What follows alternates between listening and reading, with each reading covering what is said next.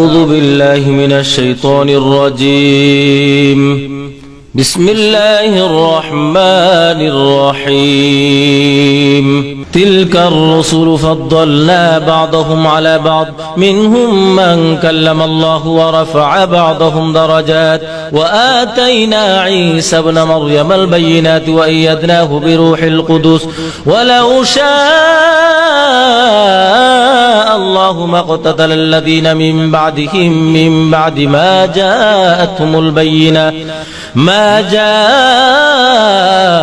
البينات ولكن اختلفوا فمنهم من آمن ومنهم من كفر ولو شاء الله ما اقتتلوا ولكن الله يفعل ما يريد يا أيها الذين آمنوا أنفقوا مما رزقناكم من قبل أن يأتي يوم لا بيع فيه ولا خلة ولا شفاعة والكافرون هم الظالمون الله لا إله إلا هو الحي القيوم لا تأخذه سنة ولا نوم له ما في السماوات وما في الأرض من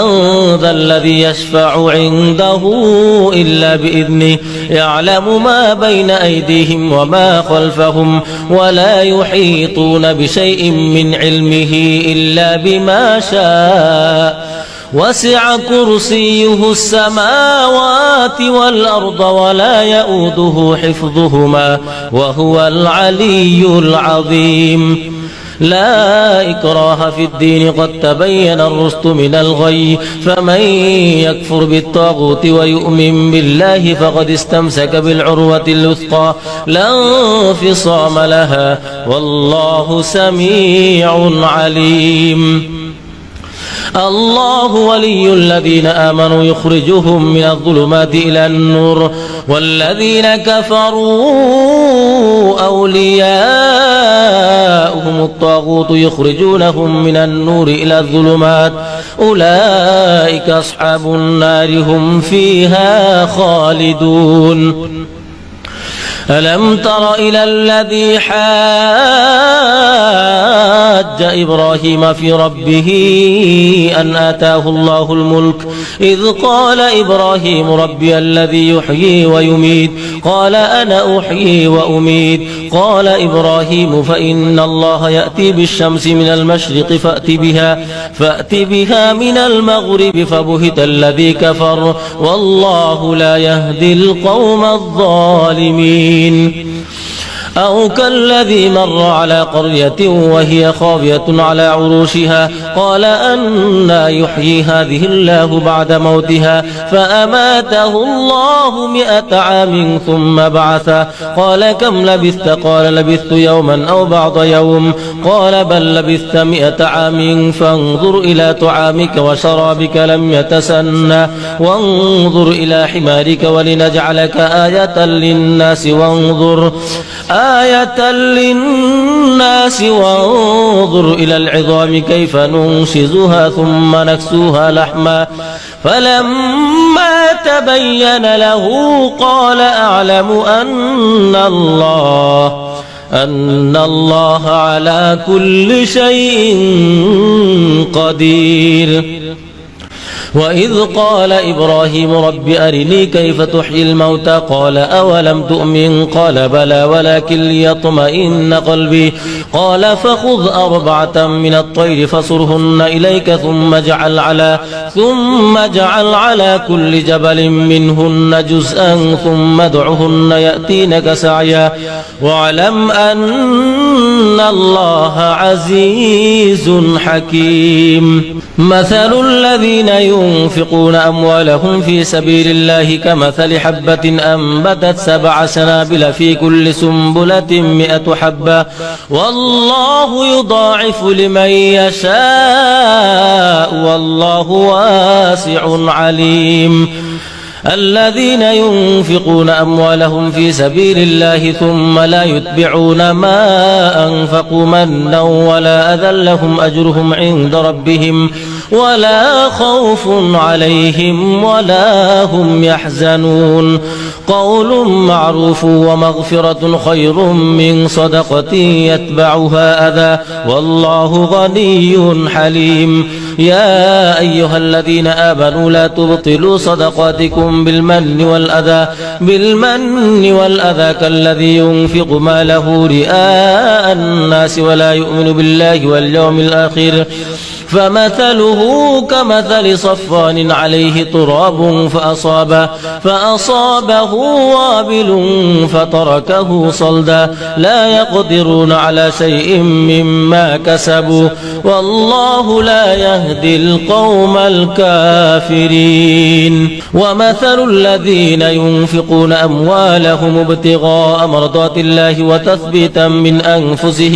وتثبيتا من أنفسهم كمثل جنة بربوة أصابها وابل فآتت أكلها ضعفين فإن لم يصبها وابل فطل والله بما تعملون بصير أيود أحدكم أن تكون له جنة من نخيل وأعناب تجري من تحتها الأنهار له فيها من كل الثمرات وأصابه الكبر وله ذرية ضعفاء فأصابها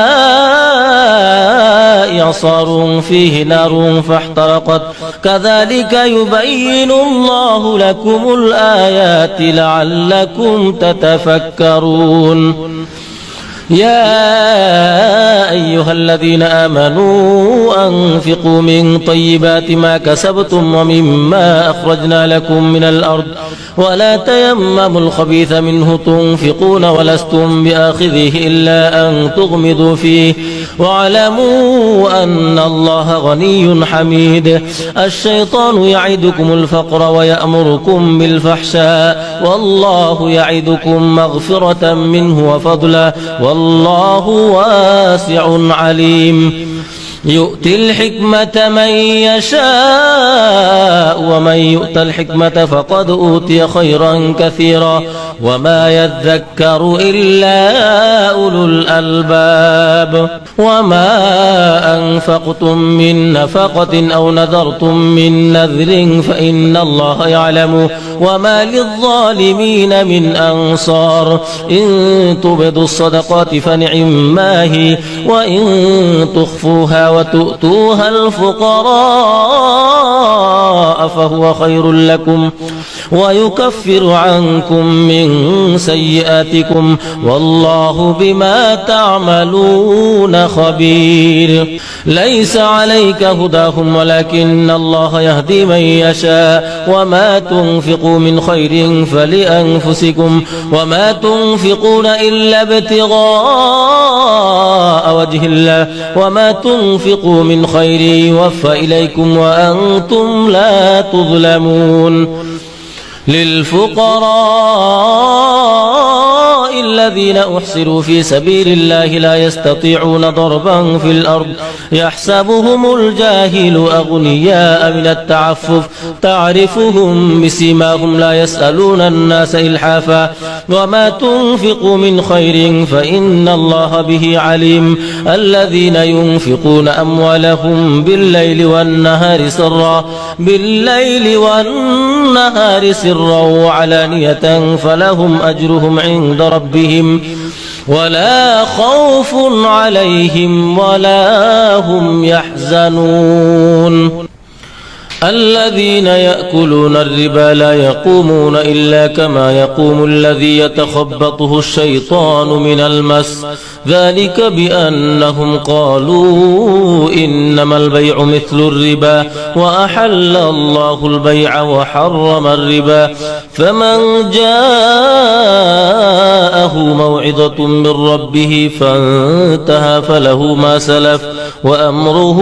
إلى الله ومن عاد فأولئك أصحاب النار هم فيها خالدون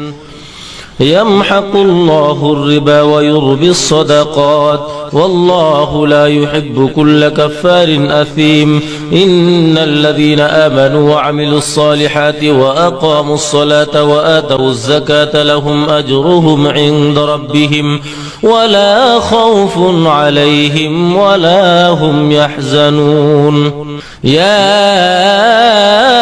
أيها الذين آمنوا اتقوا الله وذروا ما بقي من الربا إن كنتم مؤمنين فإن لم تفعلوا فأذنوا بحرب من الله ورسوله وإن تبتم فلكم رؤوس أموالكم لا تظلمون ولا تظلمون وإن كان ذو عسرة فنظرة إلى ميسرة وأن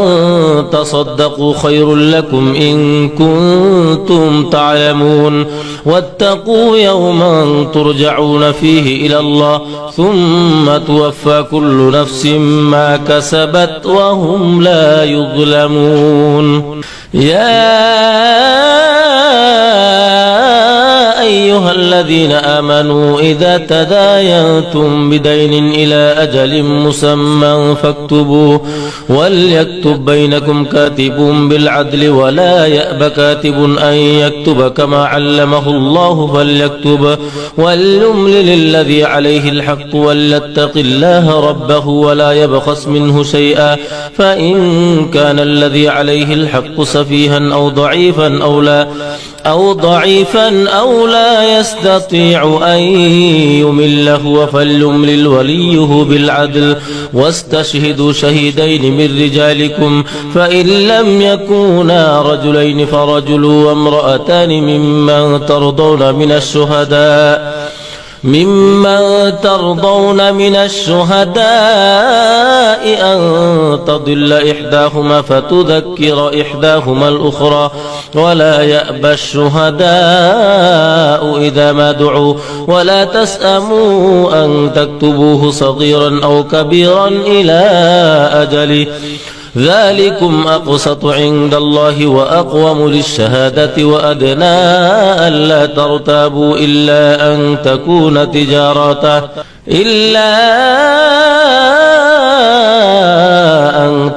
تجارة حاضرة تديرونها بينكم فليس عليكم جناح ألا تكتبوها وأشهدوا إذا تبايعتم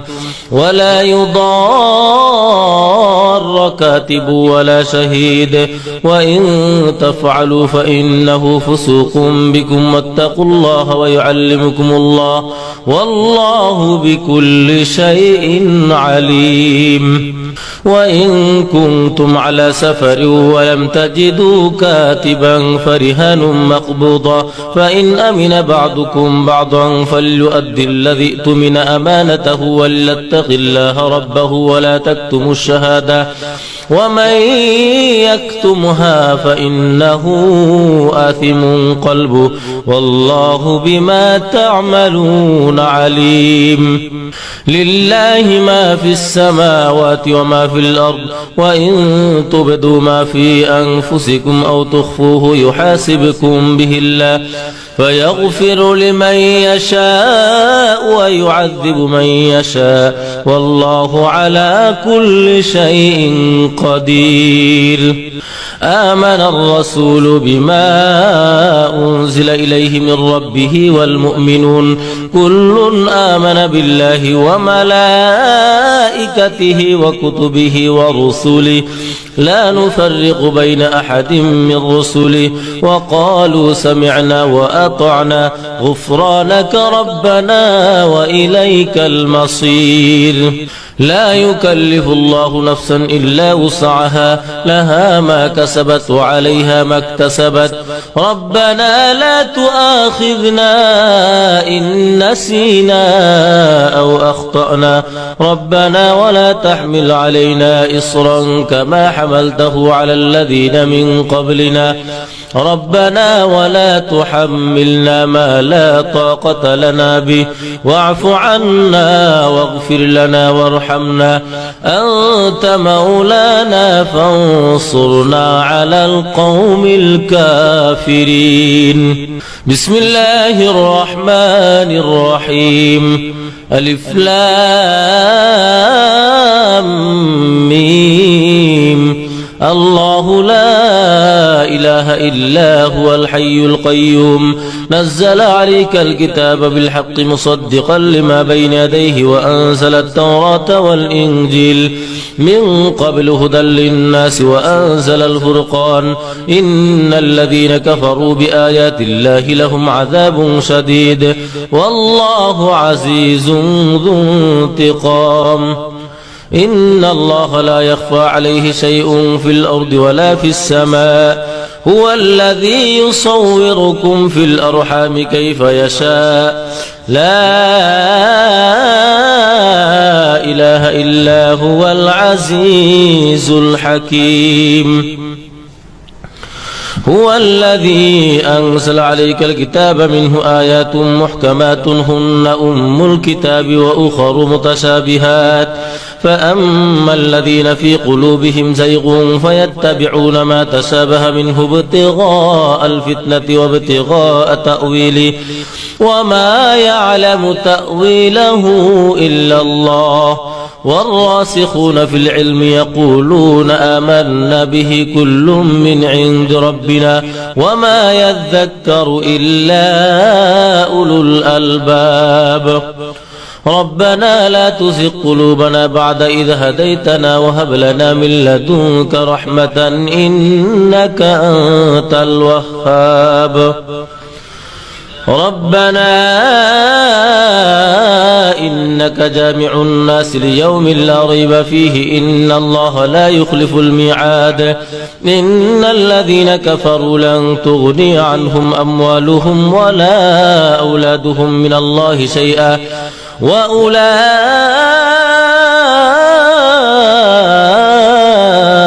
هم وقود النار كدأب آل فرعون والذين من قبلهم كذبوا بآياتنا فأخذهم الله بذنوبهم والله شديد العقاب قل للذين كفروا ستغلبون وتحشرون إلى جهنم وبئس المهاد قد كان لكم آية في فئتين التقتا فئة تقاتل في سبيل الله وأخرى كافرة يرونهم مثليهم رأي العين والله يؤيد بنصره من يشاء إن في ذلك لعبرة لأولي الأبصار زين للناس حب الشهوات من النساء والبنين والقناطير المقنطرة من الذهب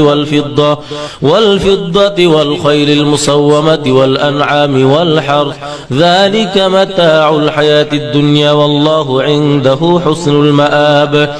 قل أنبئكم بخير من ذلكم للذين اتقوا عند ربهم جنات تجري من تحتها الأنهار خالدين فيها وأزواج مطهرة ورضوان من الله والله بصير بالعباد الذين يقولون ربنا إننا آمنا فاغفر لنا ذنوبنا وقنا عذاب النار الصابرين والصادقين والقانتين والمنفقين والمستغفرين بالأسحار شهد الله أنه لا إله إلا هو والملائكة وأولو العلم قائما بالقسط لا إله إلا هو العزيز الحكيم إن الدين عند الله الإسلام وما اختلف الذين أوتوا الكتاب إلا من بعد ما جاءهم العلم بغيا بينهم ومن يكفر بآيات الله فإن الله سريع الحساب فإن حاجوك فقل أسلمت وجهي لله ومن اتبعن وقل للذين أوتوا الكتاب والأميين أسلمتم فإن أسلموا فقد اهتدوا وإن تولوا فإنما عليك البلاغ والله بصير بالعباد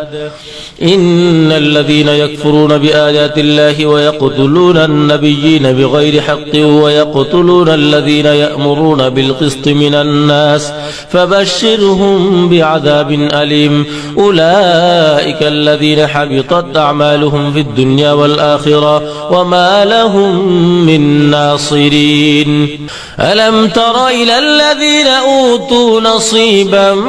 من الكتاب يدعون إلى كتاب الله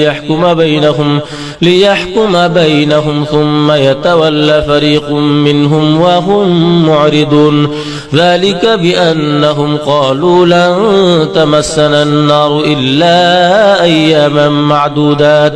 وغرهم في دينهم ما كانوا يفترون فكيف إذا جمعناهم ليوم لا ريب فيه ووفيت كل نفس ما كسبت وهم لا يظلمون قل اللهم مالك الملك تؤتي الملك من تشاء وتنزع الملك ممن تشاء وتعز من تشاء وتذل من تشاء بيدك الخير إنك على كل شيء قدير تولج الليل في النهار وتولج النهار في الليل وتخرج الحي من الميت وتخرج الميت من الحي فليس من الله في شيء إلا أن تتقوا منهم تقاه ويحذركم الله نفسه وإلى الله المصير قل إن تخفوا ما في صدوركم أو تبدوه يعلمه الله ويعلم ما في السماوات وما في الأرض والله على كل شيء قدير يوم تجد كل نفس ما عملت من خير محضرا وما عملت من سوء تود لو أن بينها وبينه أمدا بعيدا ويحذركم الله نفسه والله رؤوف بالعباد قل إن كنتم تحبون الله فاتبعوني يحببكم الله ويغفر لكم ذنوبكم والله غفور رحيم قل أطيعوا الله والرسول فإن تولوا فإن الله لا يحب الكافرين إن الله اصطفى آدم ونوحا وآل إبراهيم وآل عمران على العالمين ذرية بعدها من بعض والله سميع عليم إذ قالت امرأة عمران رب إني نذرت لك ما في بطني محررا فتقبل مني إنك أنت السميع العليم فلما وضعتها قالت رب إني وضعتها أنثى والله أعلم بما وضعت وليس الذكر كالأنثى وإني سميتها مريم وإني أعيذها بك وذريتها من الشيطان الرجيم فتقبلها ربها بقبول حسن وأنبتها نباتا حسنا وكفلها زكريا كلما دخل عليها زكريا المحراب وجد عندها رزقا قال يا مريم أنى لك هذا قالت هو من عند الله إن الله يرزق من يشاء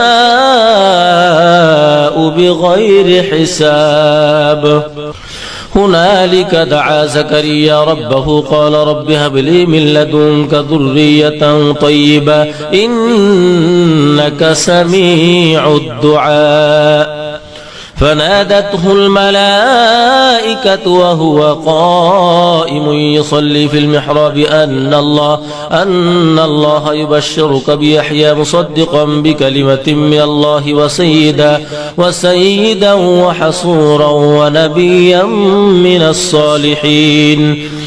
قال رب أنى يكون لي غلام وقد بلغني الكبر وامرأتي عاقر قال كذلك الله يفعل ما يشاء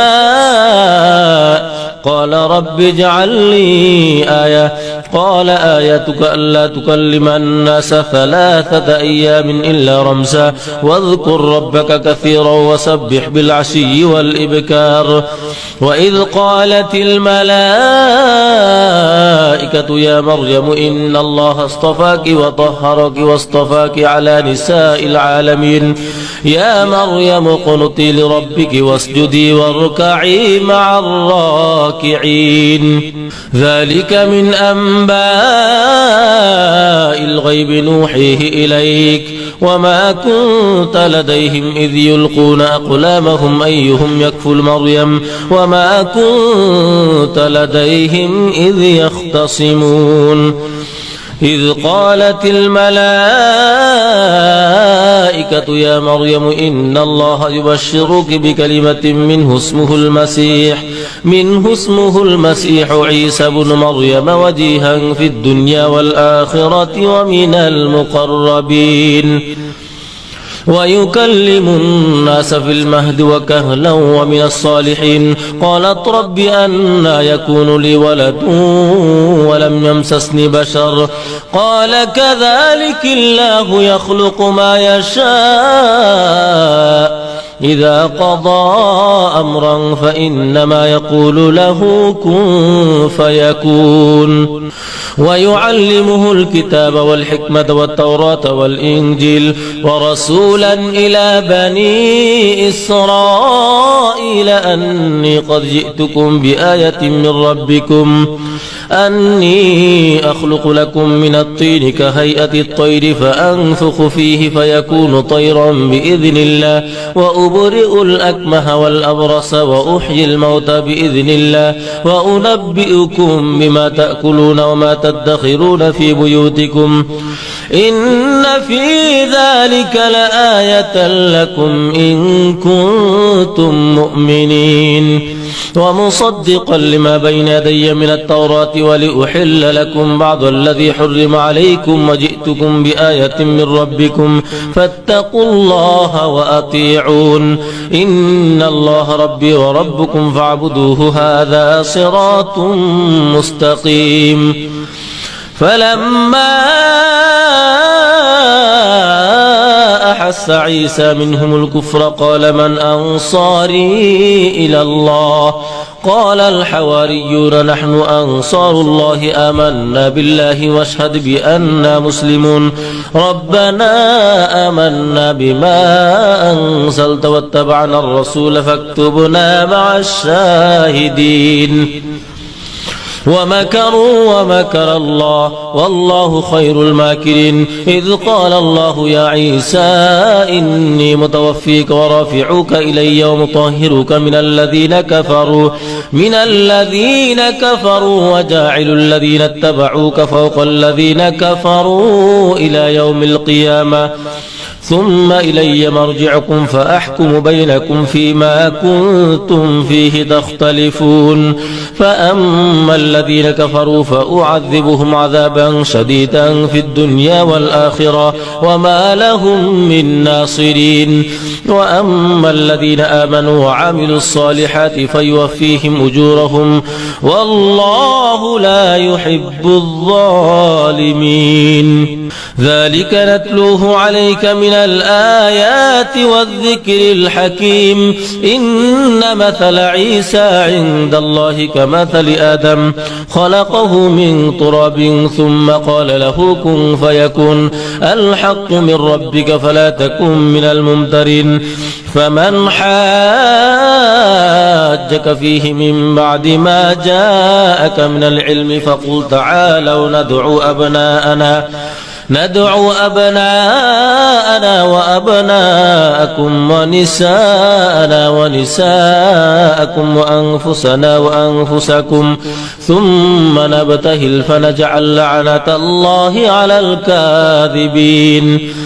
إن هذا لهو القصص الحق وما من إله إلا الله وإن الله لهو العزيز الحكيم فإن تولوا فإن الله عليم بالمفسدين قل يا أهل الكتاب تعالوا إلى كلمة سواء بيننا وبينكم ألا نعبد إلا الله ولا نشرك به شيئا ولا يتخذ بعضنا بعضا أربابا من دون الله فإن تولوا فقولوا اشهدوا بأننا مسلمون يا أهل الكتاب لم تحاجون في إبراهيم وما أنزلت التوراة والإنجيل إلا من بعده أفلا تعقلون ها أنتم هؤلاء حاججتم فيما لكم به علم فلم تحاجون فيما ليس لكم به علم والله يعلم وأنتم لا تعلمون ما كان إبراهيم يهوديا ولا نصرانيا ولكن كان حنيفا مسلما وما كان من المشركين إن أولى الناس بإبراهيم للذين اتبعوه وهذا النبي والذين آمنوا والله ولي المؤمنين ودت طائفة من أهل الكتاب لو يضلونكم وما يضلون إلا أنفسهم وما يشعرون يا أهل الكتاب لم تكفرون بآيات الله وأنتم تشهدون يا أهل الكتاب لم تلبسون الحق بالباطل وتكتمون الحق وأنتم تعلمون وقالت طائفة من أهل الكتاب آمنوا بالذي أنزل على الذين آمنوا وجه النهار واكفروا آخره لعلهم يرجعون ولا تؤمنوا إلا لمن تبع دينكم قل إن الهدى هدى الله أن يؤتى أحد مثل ما أوتيتم أو يحاجوكم عند ربكم أفلا تعقلون ولا تؤمنوا إلا لمن تبع دينكم قل إن الهدى هدى الله أن يؤتى أحد مثل ما أوتيتم أو يحاجوكم عند ربكم قل إن الفضل بيد الله يؤتيه من يشاء والله واسع عليم يختص برحمته من يشاء والله ذو الفضل العظيم ومن أهل الكتاب من إن تأمنه بقنطار يؤده إليك ومنهم من إن تأمنه بدينار لا يؤده إليك إلا ما دمت عليه قائما ذلك بأنهم قالوا ليس علينا في الأميين سبيل ويقولون على الله الكذب وهم يعلمون بلى من أوفى بعهده واتقى فإن الله يحب المتقين إن الذين يشترون بعهد الله وإيمانهم ثمنا قليلا أولئك لا خلاق لهم في الآخرة ولا يكلمهم الله ولا ينظر إليهم يوم القيامة ولا يزكيهم ولهم عذاب أليم وإن منهم لفريقا يلوون ألسنتهم بالكتاب لتحسبوه من الكتاب وما هو من الكتاب ويقولون هو من عند الله وما هو من عند الله ويقولون على الله الكذب وهم يعلمون ما كان لبشر أن يؤتيه الله الكتاب والحكم والنبوة ثم يقول للناس كونوا عبادا لي من دون الله ولكن كونوا ربانيين بما كنتم تعلمون الكتاب وبما كنتم تدرسون ولا يأمركم أن تتخذوا الملائكة والنبيين أربابا أيأمركم بالكفر بعد إذ